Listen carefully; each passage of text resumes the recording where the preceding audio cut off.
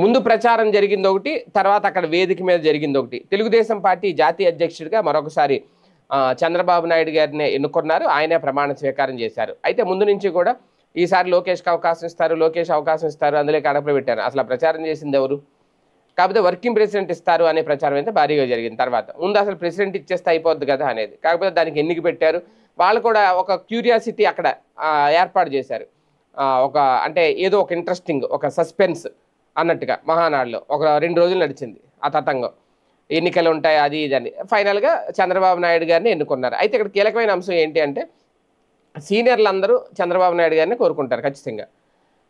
యువత మాత్రమే కొంచెం ఇప్పుడు నారా లోకేష్ గారిని కోరుకుంటారు, ఆయన సారథ్యంలో పనిచేయాలంట. అలాగని చెప్పి మొత్తం పార్టీ బాధ్యతలన్నీ ఆయన దిగిపోయి ఈయనకి ఇచ్చేయమని కూడా అందరూ అడగట్ల.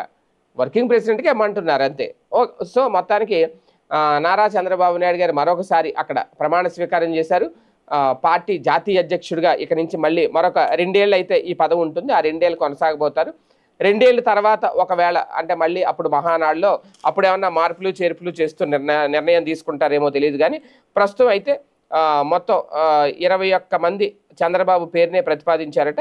వీరిలో సాధారణ కార్యకర్త నుంచి మంత్రులు, పొలిట్ బ్యూరో సభ్యులు, ఎమ్మెల్యేలు అందరూ ఉన్నారట.